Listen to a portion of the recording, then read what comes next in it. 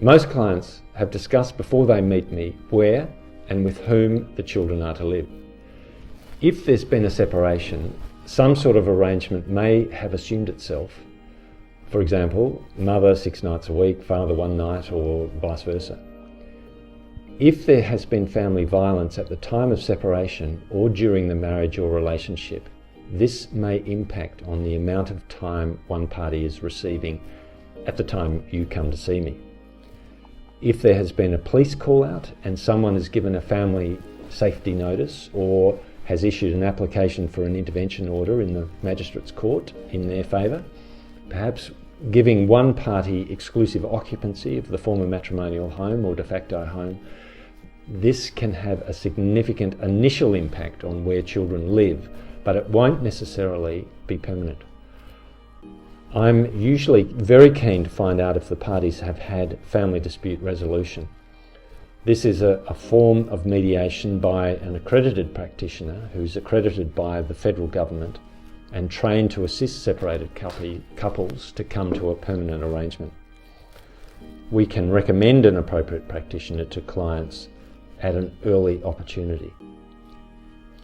We say that this is a very useful way parties can try to reduce some confusion and come to an arrangement or start the process of coming to an agreement between themselves. Talk to us about what sort of family dispute resolution practitioner might suit your circumstances. People often want to know whether the current arrangement is correct, whether they can get more time, and in some cases whether they can get any time. One particularly problematic issue can be separations which involve very young children. I'd encourage parties to get some legal advice if possible in this situation, and certainly to try to get the assistance of a family dispute resolution practitioner early on.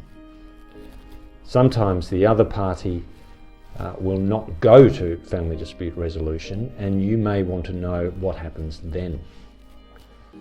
Certainly that will be and should be an opportunity for you to obtain legal advice.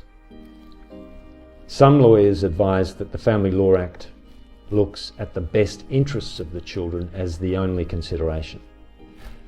This is not quite correct.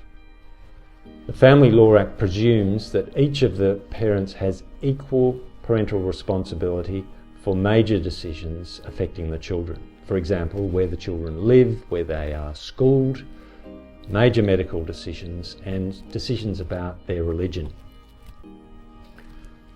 The presumption can be rebutted if there is evidence of family violence or child abuse.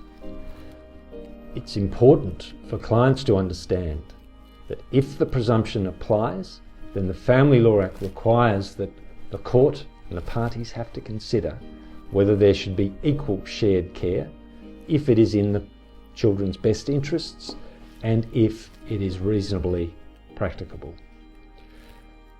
What I'm saying is it's important for clients to understand the framework of the Family Law Act in relation to decisions about parenting and how it can affect parenting arrangements.